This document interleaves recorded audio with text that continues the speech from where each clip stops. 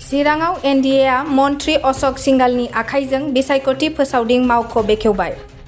आसामनि गासै मोनबा बिसायख'थियाव उफ्रा बिसायख'थिया खुंजानो गोबावथार गैलिया। बेनिनो गेजेरावनो खुंजागोन 34 नं सिडली समस्तियावबो उफ्रा बिसायख'थि। बेनिखायनो गावबागाव दोलो हान्जाफोरा बिसायख'थियाव देरहानांगौनि थाखाय थाग थियारि जानायखौ नुनो मोननाय जादों। बेबादिनो दिनै 34 नं सिडली समस्तिनि एनडिएजों फसंजानाय एबा इउपिपिएल हान्जानि बिजाथिखौ फसंथ'वाखैब्लाबो दिनै एनडिएआ बिसायख'थि फोसावदिं मावख'खौ चिरांनि खासिक'त्रायाव आसामनि मन्त्री अशोक सिंघालनि आखाइजों बेखेवनाय जायो। लोगोसे बे बेखेवनाय हाबाफारियाव बाहागो लाफायो सिइएम प्रमद बर', एमपि जयन्त बसुमतारी, रोनगोरा नार्जारी आरो इउपिपिएल, बिजेपि आरो एजिपिनि दैदेनगिरि बिथांमोनहा।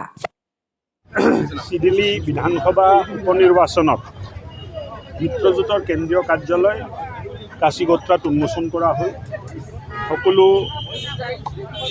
দলৰ জ্যেষ্ঠ নেতাসকলে অংশগ্ৰহণ কৰিলে আৰু চিৰাংদুৱাৰ 13 চিৰাং আৰু কাজলগাঁৱৰ আমাৰ সকলো বুথ সভাপতি আৰু তাৰ উপ পৰ্যায়ৰ কাৰ্যকৰ্তাসকলে এই কাৰ্যসূচীত অংশগ্ৰহণ কৰিলে।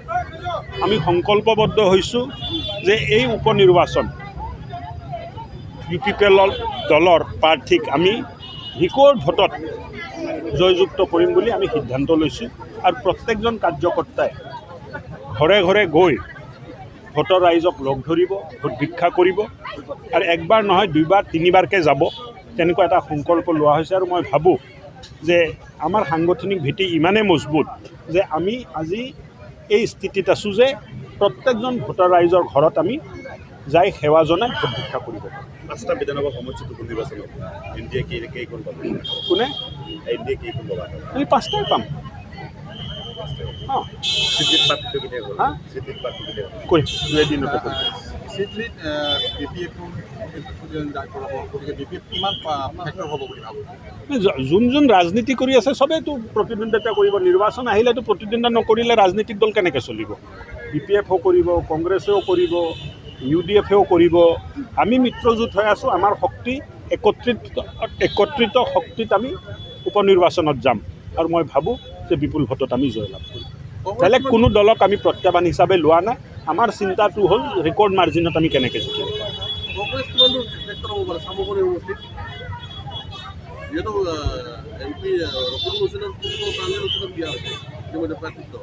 মই নাভাবোঁ প্ৰতিদ্বন্দ্বিতা ভাল প্ৰতিদ্বন্দ্বিতা হ'ব, কিন্তু শেষত বিজেপি প্ৰাৰ্থীজনে ইলেকশ্যনত জিকিব। ইয়াতো দেখা গৈছে যে কংগ্ৰেছে প্ৰাৰ্থীত্ব প্ৰদান কৰিছে। কেনেকুৱা ধৰণৰ না মোক কৰিবতো, প্ৰাৰ্থীত্ব কিয় নিদিব? কংগ্ৰেছ দল আছে, ৰাষ্ট্ৰীয় দল কংগ্ৰেছ, য'ত য'ত নিৰ্বাচন হয় প্ৰাৰ্থী দিয়ে। নহ'লে মিত্ৰজোঁটো ইয়াতেও প্ৰাৰ্থী দিছে, তাত কোনো বেয়া পাব লগা বা কিবা ক'ব লগা একো নাই। নিৰ্বাচনত ৰাইজে কাক আশীৰ্বাদ দিয়ে আৰু কাক কিমান আশীৰ্বাদ দিয়ে তাৰে কাৰণে আমি চেষ্টা কৰি আছোঁ। কেণ্ডিডেট 2 দিনতে ঘোষণা হ'ব।